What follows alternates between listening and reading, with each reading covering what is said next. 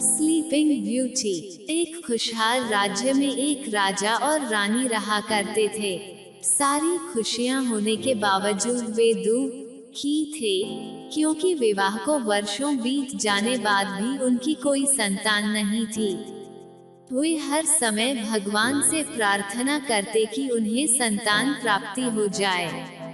एक सुबह रानी राजमहल के सरोवर के किनारे हाथ जोड़कर सूर्य देवता से प्रार्थना कर रही थी कि तभी एक चमत्कार हुआ।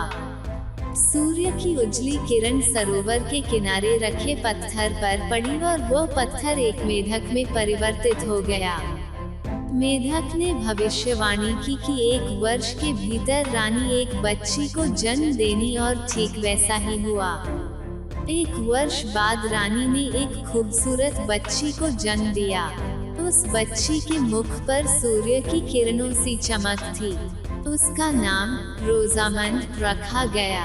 पुत्री के जन्म की खुशी में राजा रानी ने एक बहुत बड़ा जश्न आयोजित किया, जिसमें राज्य की पूरी प्रजा को बुलाया गया।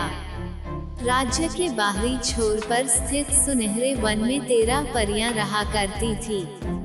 राजा रानी ने उनमें से 12 परियों को तो जश्न में बुलाया, किंतु वे 13वीं परी को बुलाना भूल गए। जश्न के दिन पूरे राजमहल में उल्लास का वातावरण था। मधुर संगीत, नृत्य, रंगारंग कार्यक्रमों के साथ ही एक बड़े भोज का आयोजन किया गया था। नन्ही राजकुमारी रोजामंड सोने के पालने पर लेटी हुई थी। एक सभी मेहमान राजकुमारी के पास आकर उसे उपहार के साथ आशीर्वाद भी दे रहे थे। परियों ने भी रोजामंड को बेशकीमती उपहार दिए।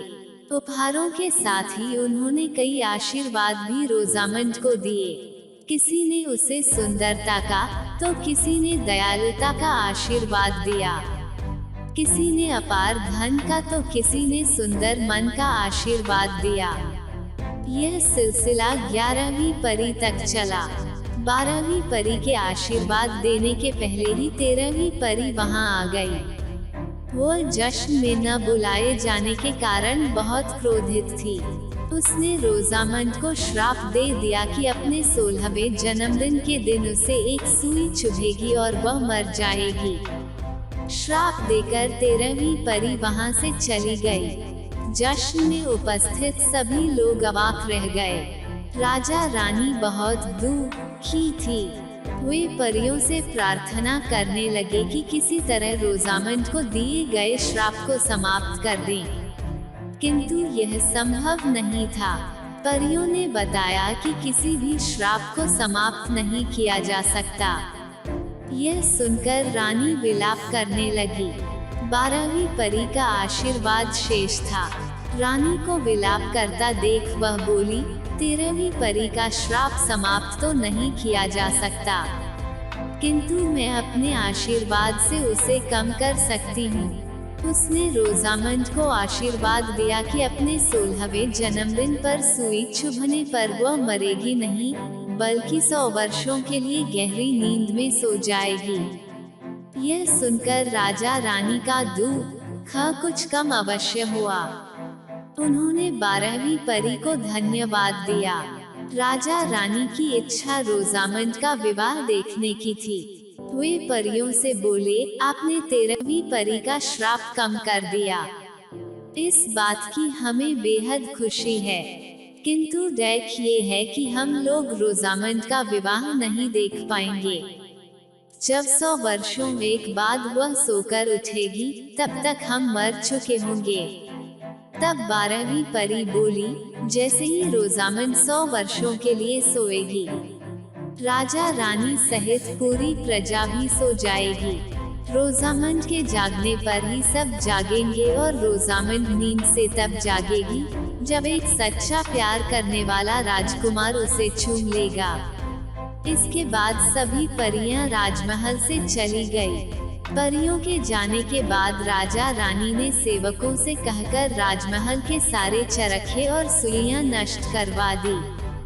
वे किसी भी सूरत में रोजामंड को दुष्ट परी के श्राप से बचाना चाहते थे।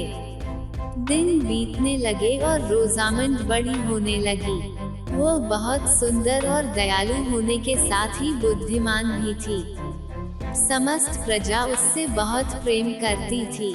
आखिरकार रोजामंड का 16वां जन्मदिन आ ही गया।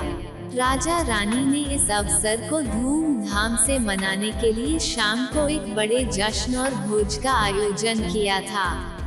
किंतु वे चिंतित भी थे। उन्हें दुष्ट परी के श्राप के सच हो जाने की आशंका ने घेर रखा था।